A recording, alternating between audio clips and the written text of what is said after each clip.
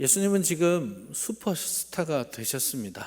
오늘날로 치면 전 세계적으로 인기를 끌고 있는 우리나라의 BTS 같은 그런 인기가 생겼다라고 할 수 있겠습니다.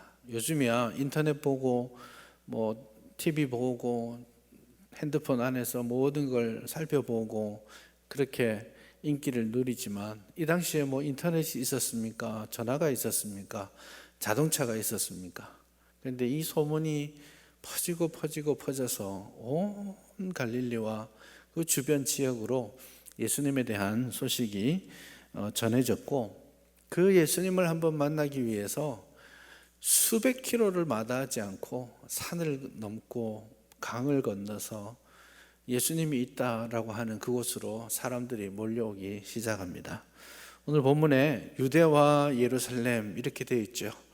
사실 예수님이 갈릴리 지역에서 사역하셨기 때문에 유대와 예루살렘 사람들은 오려면 사마리아를 통과해야 되는데 그 사마리아를 지나는 걸 원치 않았죠. 그래서 아마 대부분의 사람들은 요단강을 건너서 요단강 동편으로 해서 다시 갈릴리로 들어가는 그 멀고도 복잡한 여정을 선택했을 겁니다.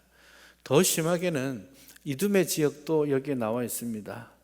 이두메는 유다 예루살렘보다 훨씬 더 남쪽에 있는 에돔 지역이죠. 에돔에서도 사람들이 예수님을 보기 위해서 갈릴리 거기까지 수백 킬로를 걸어서 예수님을 찾아왔습니다.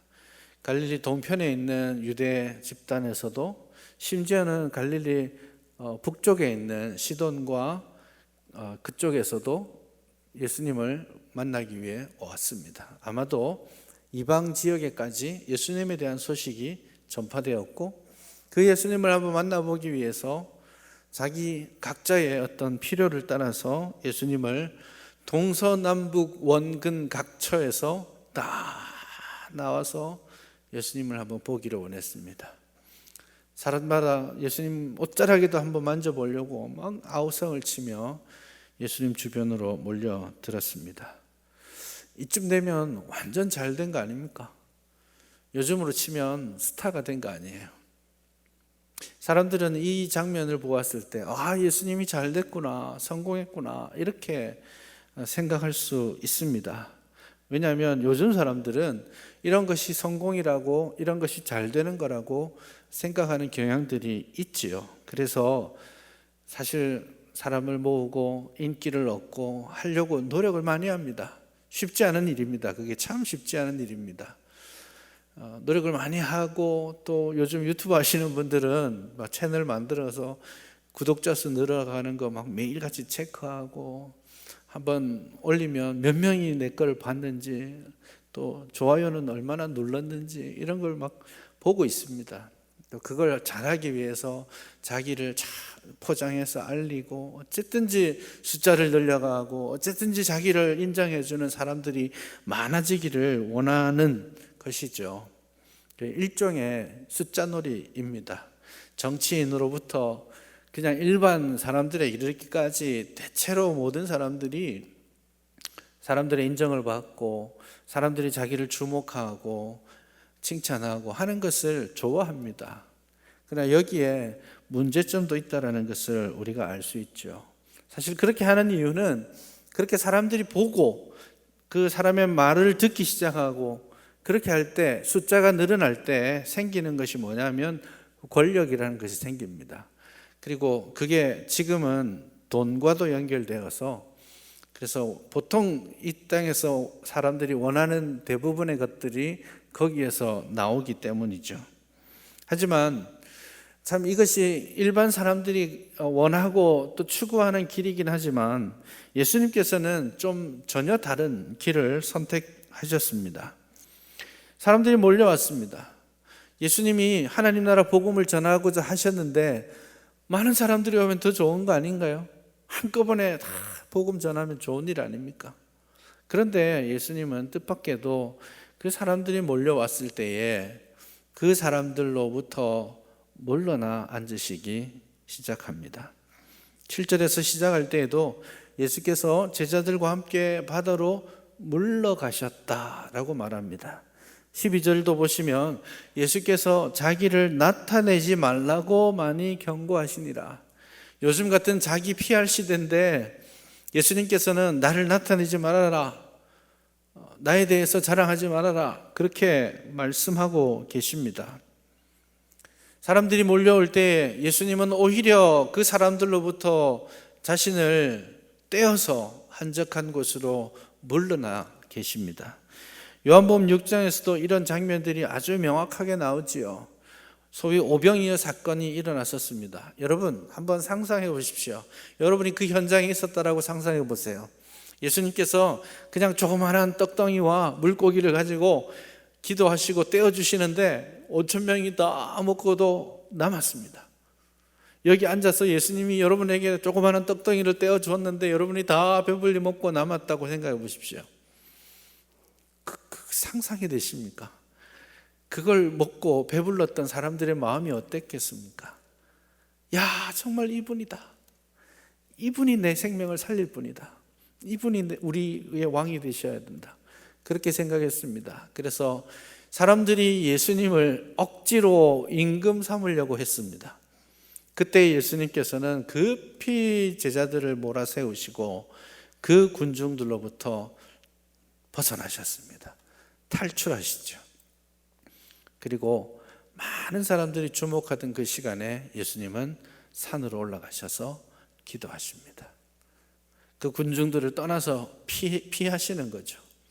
그 군중들이 얼마나 지금 인상 깊었는지 그 다음 날도 예수님이 가셨을 곳을 추적해서 배를 빌려가지고 배를 타고 막 예수님께 쫓아오는 그런 모습을 6장에서 봅니다.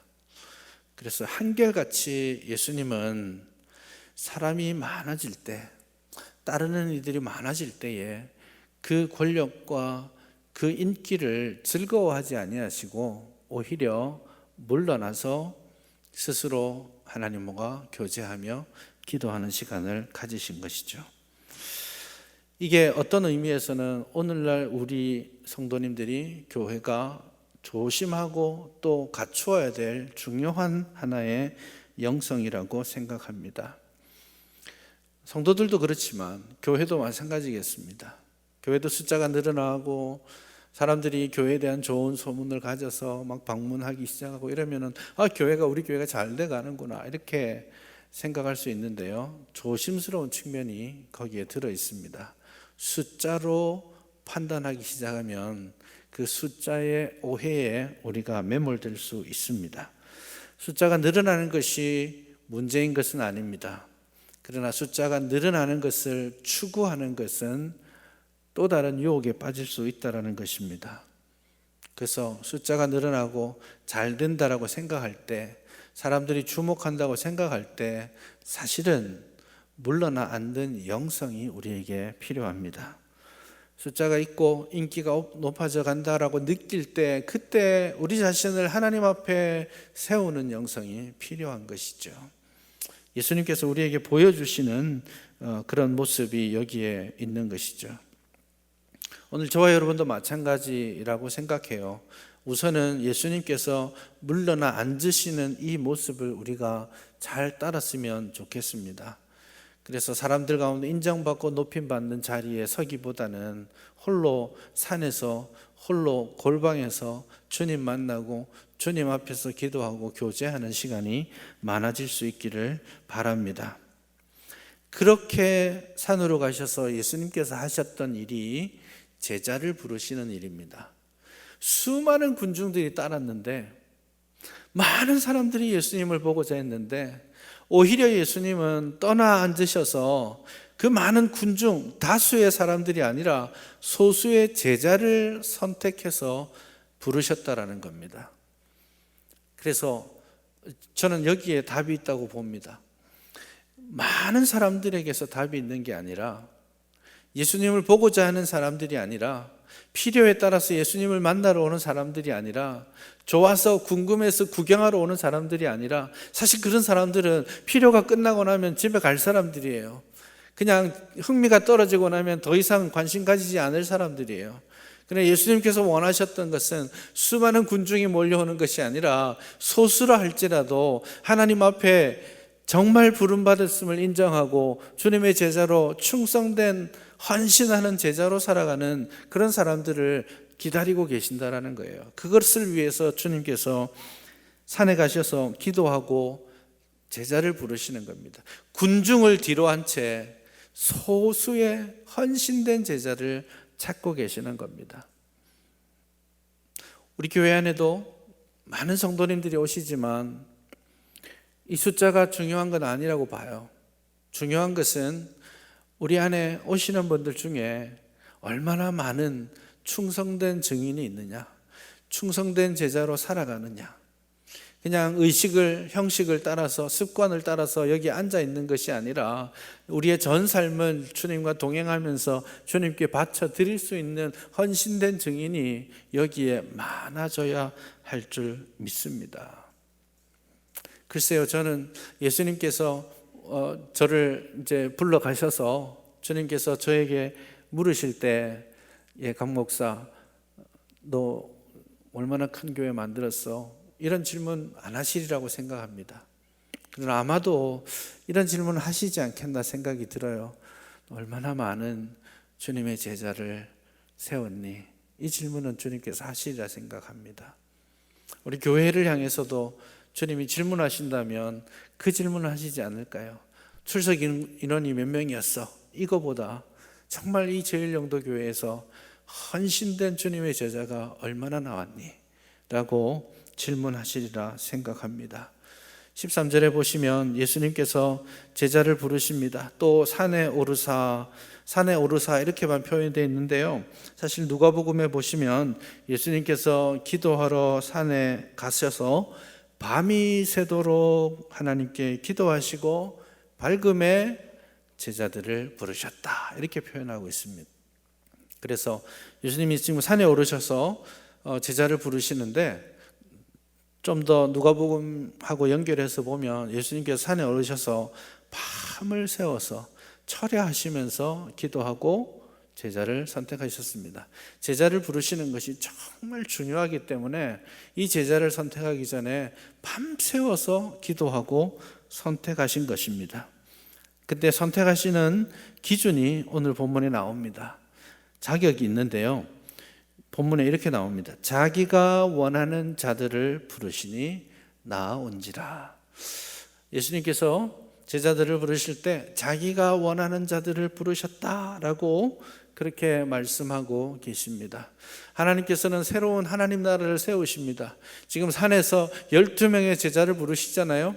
이것은 하나님께서 시내산에서 12지파의 대표를 부르셔서 거기에서 언약을 맺으시고 새로운 이스라엘 백성 공동체를 이루셨던 그 장면을 지금 반복하고 있는 겁니다. 예수님께서 새로운 12지파, 12제자를 부르시고 그리고 그들과 새로운 하나님의 나라 언약 공동체를 세워갈 것을 지금 말씀하고 계시는 것인데요, 그렇게 제자들을 부르실 때에 그렇게 기도하시고 선택하신 그 기준이 당신의 원하는 사람입니다. 그런데 여러분 16절 이하에 가시면 그 사람들이 나옵니다. 그 사람들의 면면이 나오는데 좀 개인적으로 고개가 갸우뚱할 만한 사람들이 많이 들어 있습니다. 먼저는 시몬에게 베드로라는 이름을 더하셨다라고 합니다. 베드로 굉장히 다혈질의 사람입니다. 그냥 이 성질대로 그렇게 사는 사람들이었죠. 세베대의 아들 야고보와 야고보의 형제 요한인데 이 둘에게 보아너게 곧 우레의 아들이라는 그런 별명을 주셨습니다. 우레의 아들, 이 번개를 뜻합니다. 굉장히 분노를 많이 한다라는 뜻입니다. 누가복음 9장에 보면 그 이야기가 나옵니다. 사마리아의 한 성읍이 예수님이 예루살렘으로 가신다라는 것을 알고 사마리아 그 성읍이 예수님 보고 오지 마세요, 우리는 당신을 영접하지 않겠습니다 라고 하니까 그냥 발을 털고 가면 되는데 이 두 사람이 예수님께 이렇게 말을 합니다. 예수님, 우리가 하나님께 기도하여서 예수님을 거절하는 저 성읍의 사람들을 불태워서 이 성읍을 멸망시키도록 기도할까요? 그렇게 이야기합니다. 이 분노 조절 장애인 것 같아요. 얼마나 막 불같이 화를 내고 분노하는지. 그래서 예수님께서 그들에게 너 우리의 아들이다 이렇게 별명을 주실 정도로 그런 성품의 사람이었습니다. 솔직히 인간적으로 보자면 저라면 함께 일하고 싶지 않을 것 같아요. 그런데 그런 사람들이 선택되었습니다. 정치적으로도 굉장히 다른 이미지가 들어있습니다. 여기 세리 마태, 정치적으로는 극보수에 해당됩니다. 극우파입니다. 그런데 제일 마지막에 나오는 가나나인 시몬, 가나나인, 이것은 잘못 쓰여진 게 아니고 가나안을 잘못 쓴 게 아닙니다. 열심당원이란 뜻입니다. 그래서 극보수에 해당되는 마태와 열심당원, 그 나라를 무력으로 전복시키고자 노력하는 극좌파가 12제자 공동체 안에서 같이 살고 있는 거예요. 야, 이거 쉽지 않은 이야기입니다. 요즘 교회에서 정치적인 이야기 서로 하지 말자 이런 이야기 하잖아요. 끄집어내면 해답이 없거든요. 그런데 예수님이 극보수에서도 뽑고 그리고 극진보에서도 뽑아가지고 같이 살자 하시는 거예요. 저 같으면 이렇게 하지 않을 것 같은데, 무자격자들인 것 같은데, 그냥 직업에 귀천이 있는 건 아니지만 그 당시에서는 인정받지 않는 어부들을 불러서 대표로 세우고 계시는 거 아니에요. 아무 자격 없는데 예수님께서 내가 원한다, 내가 기도하고 선택하여 불렀다, 그렇게 말씀하시는 거죠. 이유가 다른 게 있는 게 아니에요. 오늘 저와 여러분들 생각해도 마찬가지 아닐까요? 여러분은 어떤 자격, 어떤 조건이 맞아서 주님의 부름을 받았다고 생각하십니까? 세상적으로 더 좋은 조건에 있는 사람 많지 않습니까? 근데 나 같은 사람이 여기에 와 있어요. 자격과 조건을 따지고 세상적인 방법으로 예수님이 제자를 선택하신 것이 아니라 기도하며 당신이 기뻐하는 자, 당신이 원하는 사람, 그 사람을 부르신 거예요. 여러분, 왜요? 하고 한번 질문해 보세요. 주님께 질문해 보세요. 왜 나인가요? 내가 뭐가 있다고, 무슨 자격이 있다고 나를 부르셨습니까? 그럼 예수님이 글쎄, 내가 널 사랑해. 내가 널 사랑하잖아. 그래서 불렀어. 내가 원하기 때문에 불렀어. 내가 기도하고 너를 지명하여 불렀어. 그렇게 말씀하시리라고 생각합니다. 여러분, 여러분이 여기 있는 것이 여러분이 군중처럼 원해서 구경하러 온 사람들이 아니라 주께서 창세전부터 구별하여 선택해서 콕 찍어서 지명하여 여러분을 불러주셨음을 믿으시기 바랍니다. 이 정체성이 우리를 살게 합니다. 이 부르심을 확신하는 것이 우리가 어렵고 힘들 때에, 사명 감당할 때에도 견딜 수 있는 능력이 됩니다. 내가 좋아서 왔으면, 내 관심이 끊어지면, 좀 힘들면 포기하면 그만이지 않습니까? 그만두면 아무것도 아니에요. 그게 취미생활이에요. 그렇지만 우리는 여기에 온 것이 내가 좋아서 온 게 아니라 주님이 부르셔서 온 거예요.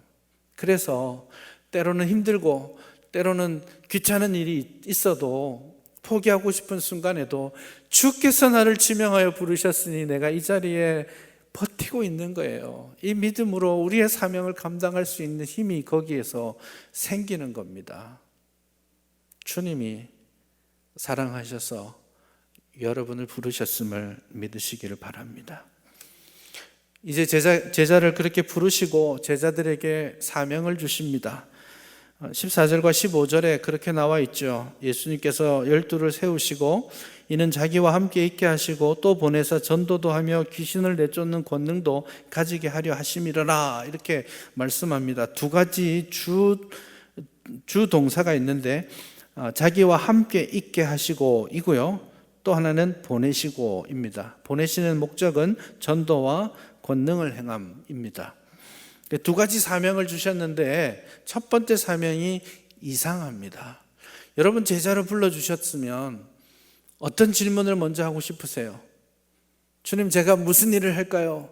주를 위해 어떤 헌신을 할까요? 이런 질문을 할 것 같은데 예수님께서는 제자로 부르셔서 제일 먼저 하시는 말씀이 나와 함께 있자. 아니 주님, 제가 무슨 일을 해요? 아니야, 괜찮아. 지금 나와 함께 있자. 배고프지? 밥 먹자. 같이 나 길 가는데 같이 걸어가자. 같이 배 타고 가지 않겠니?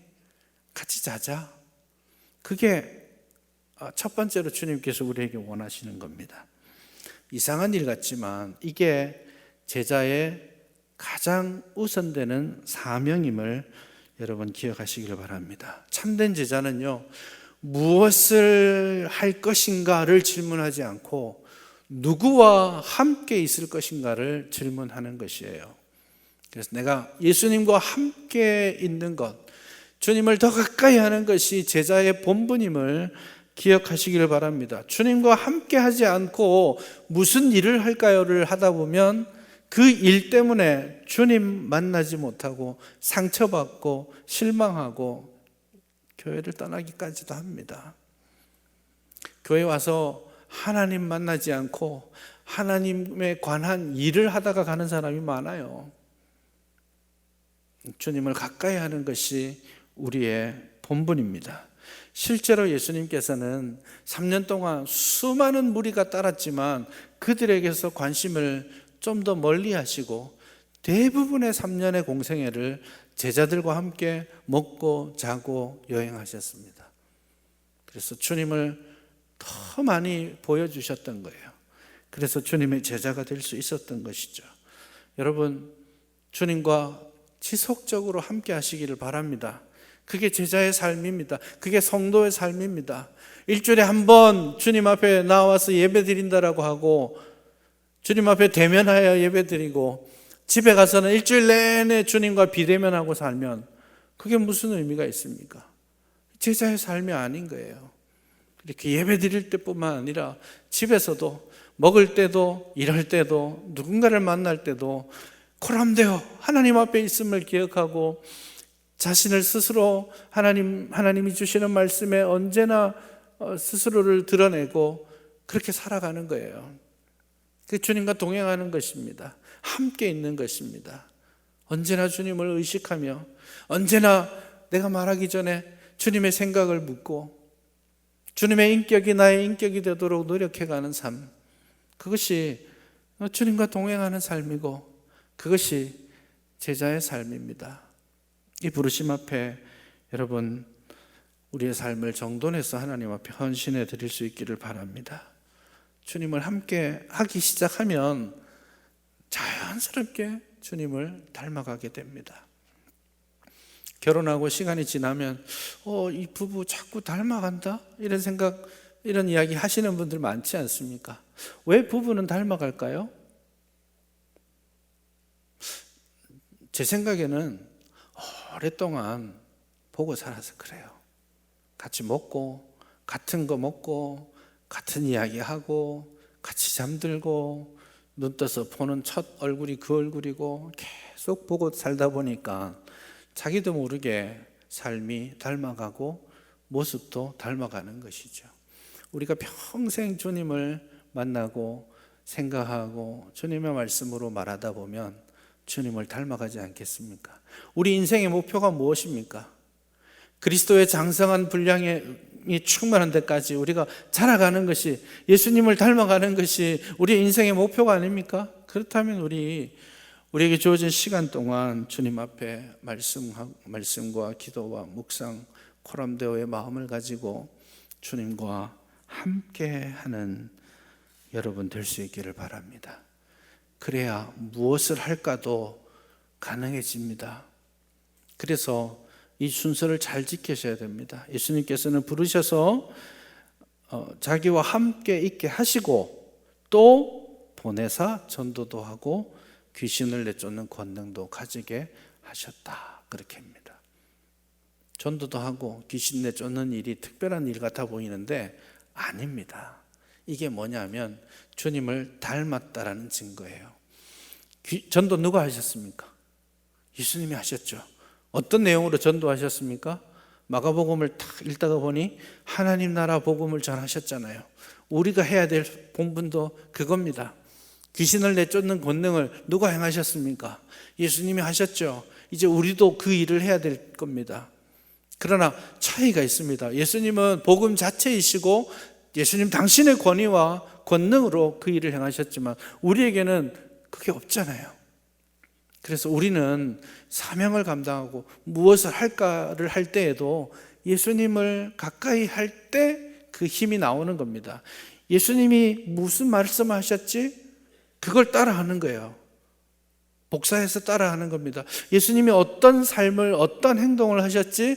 그걸 내가 하는 거예요. 그게 예수님을 닮아가는 삶입니다. 그게 제자의 삶이고 그것이 사명을 감당하는 것이 되는 것이죠. 여러분, 이 사명 가운데 우리가 설 수 있기를 바랍니다. 그리고 이 사명 감당할 때 우리가 잊지 않아야 될 거, 그건 우리가 우리의 권위와 우리의 능력으로 하지 않는다라는 것을 항상 인정해야 합니다. 주님을 따라하는 거예요.